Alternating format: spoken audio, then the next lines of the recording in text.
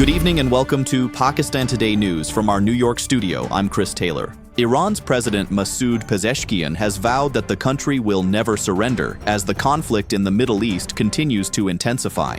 In a televised address, Pezeshkian apologized to neighboring states affected by the escalating violence and ordered Iranian forces not to strike them unless they are attacked first. His remarks came as explosions shook Tehran, including areas around Mehrabad airport, following a large wave of Israeli airstrikes. Reports say Israel deployed more than 80 fighter jets in the latest attacks. Meanwhile, Gulf states such as Saudi Arabia and the United Arab Emirates continue to repel retaliatory strikes as the conflict enters its second week. In the United States, preparations are underway for a dignified transfer ceremony at Dover Air Force Base for 6 American service members killed during the conflict. President Donald Trump and Vice President J.D. Vance are expected to attend the solemn event later today. Amid these developments, Saudi Arabia's defense minister Prince Khalid bin Salman has held talks in Riyadh with Pakistan's Chief of Defense Forces, General Asim Munir.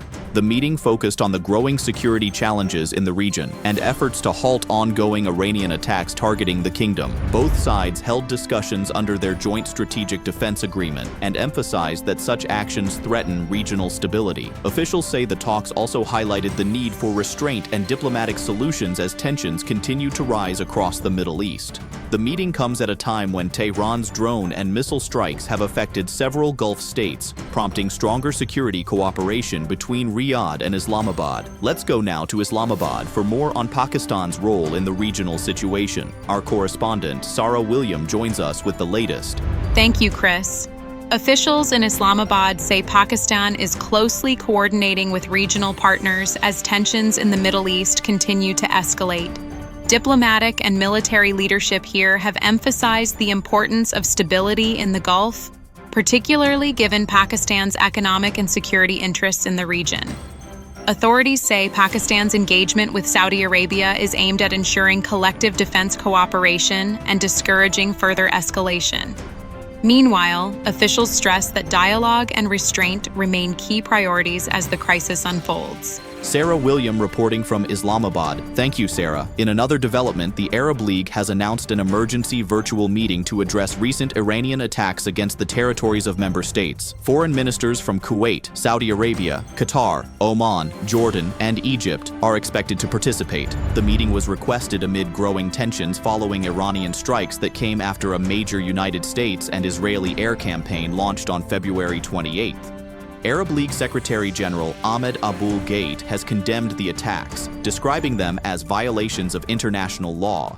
He warned that the recent developments have created what he called an unprecedented level of hostility in the region. Leaders hope the emergency session will help push for de-escalation and prevent further conflict. Back in Pakistan, the government has dispatched 2 national shipping vessels to ports in Saudi Arabia and the United Arab Emirates in an effort to secure crude oil supplies. Officials say the move comes as the Middle East crisis threatens global energy routes and raises concerns about disruptions through the Strait of Hormuz. Authorities in Islamabad say the step is intended to safeguard Pakistan's fuel reserves during the period of uncertainty. The government has also raised petrol and diesel prices amid rising global costs, but officials say those increases will be eased once conditions stabilize. Pakistan is continuing to work with regional partners to ensure steady access to energy supplies. Pakistan's Deputy Prime Minister and Foreign Minister Senator Ishaq Dar has also been engaged in diplomatic outreach. He held a phone conversation with the United Arab Emirates Deputy Prime Minister and Foreign Minister Abdullah bin Zayed Al Nahyan. During the call, both leaders exchanged views on the evolving regional situation and the recent attacks affecting the Middle East.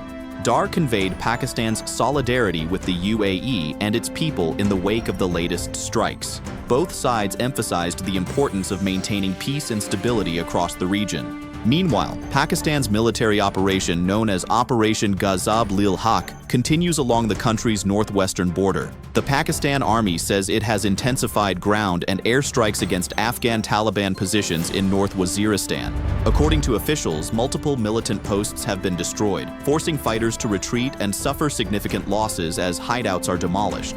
Military authorities say the campaign involves coordinated aerial bombardments and ground assaults along the Pakistan-Afghanistan frontier. The operation is expected to continue until all strategic objectives are achieved. And finally, an anti-terrorism court in Rawalpindi has sentenced 47 proclaimed offenders to 10 years in prison in connection with the May 9th attack on the general headquarters in Rawalpindi. The court also imposed fines of 500,000 rupees on each individual and ordered the confiscation of their properties.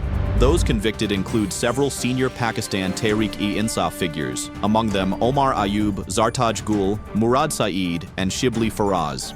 Prosecutors say the accused were involved in violent protests and attacks targeting the GHQ Gate, Hamza Camp, and the Army Museum during the unrest of May 9th. Charges were originally framed against 118 individuals in December 2024. The court proceeded with the case under the Anti-Terrorism Act after the suspects were declared absconders for failing to appear before the court. That's all for now. You're watching Pakistan Today News. I'm Chris Taylor.